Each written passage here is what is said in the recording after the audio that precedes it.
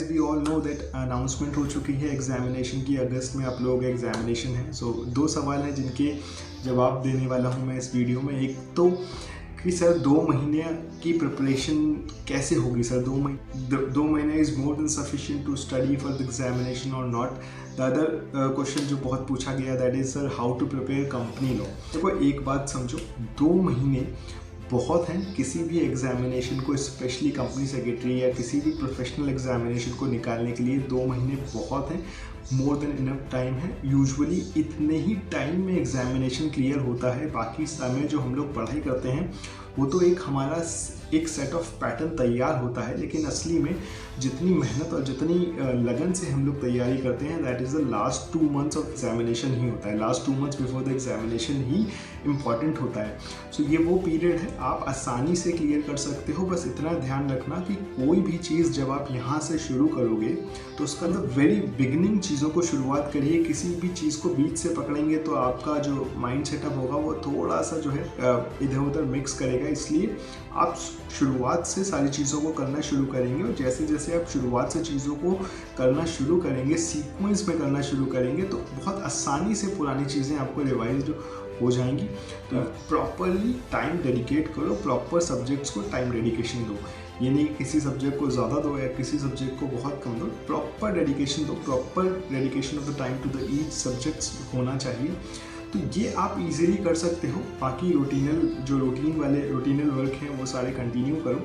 बस याद रखो कि किसी भी तरह का स्ट्रेस आपको नहीं लेना है, किसी भी तरह का पैनिक क्रिएट नहीं करना है अपने माइंड में कि सर 2 महीना बहुत है। 2 महीना बहुत है, 2 महीना बहुत है फॉर द एग्जामिनेशन। ईजिली आप क्लियर कर सकते हो। सर कंपनी लॉ का प्रिपरेशन कैसे करें? देखो मैंने कई सारे वीडियोस बनाए हैं जिसमें मैंने एग्जामिनेशन पॉइंट ऑफ व्यू से अवेयरनेस बताई है कि किस तरीके से कुछ पॉइंट्स को आप अपने माइंड में रख सकते हो एग्जामिनेशन देते वक्त। वो वीडियो आप ज़रूर देखना, बहुत इंपॉर्टेंट है, काम आएगा आप लोग के। अब स्पेशली कंपनी लॉ के लिए मैं आपको बहुत स्मॉल टैक्टिक्स बताता हूँ पढ़ने का, जिससे कि आप कंपनी लॉ को आसानी से पढ़ सकते हो। देखिए क्योंकि that is a core subject of company secretaries course, ठीक है। तो एक कोर सब्जेक्ट होने के नाते आपको इसकी कुछ चीज़ें एकदम डिटेलिंग में आनी चाहिए, इसीलिए इस सब्जेक्ट पे ज़्यादा फोकस किया जाता है।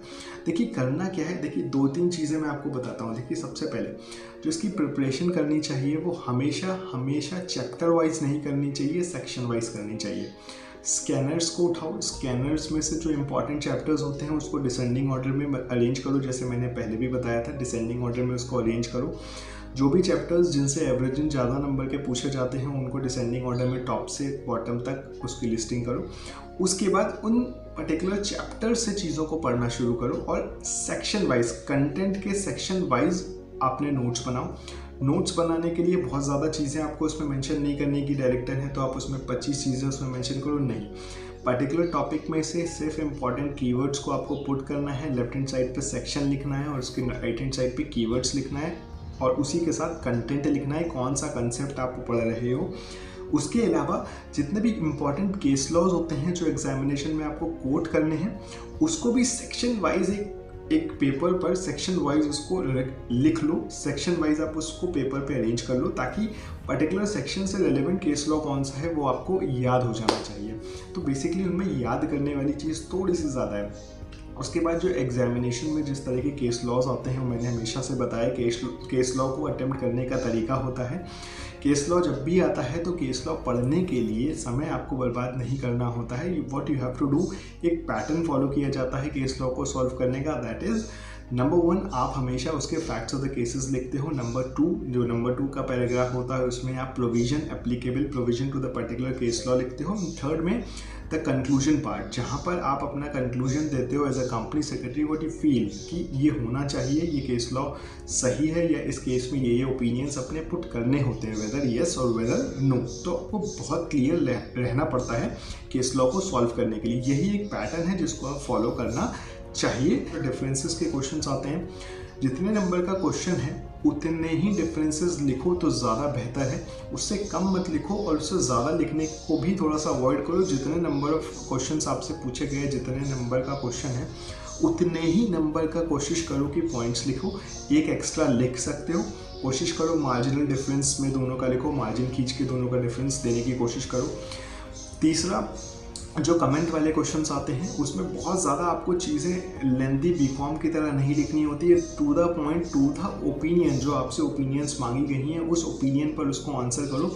हर क्वेश्चन को जब भी आप अटेम्प्ट करो तो नेक्स्ट पेज से करो, और जब भी मौका मिले तो केस लॉ को कोट करो। जहाँ पर भी रेलेवेंट केस लॉ को आप कोट कर सकते हो वहाँ पर कोट करो।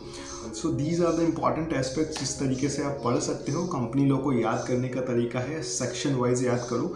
फिर से मैं बता रहा हूँ, सेक्शन वाइज याद करोगे, कंटेंट के सेक्शन वाइज याद करोगे तो चीज़ें आसानी से याद हो जाएंगी।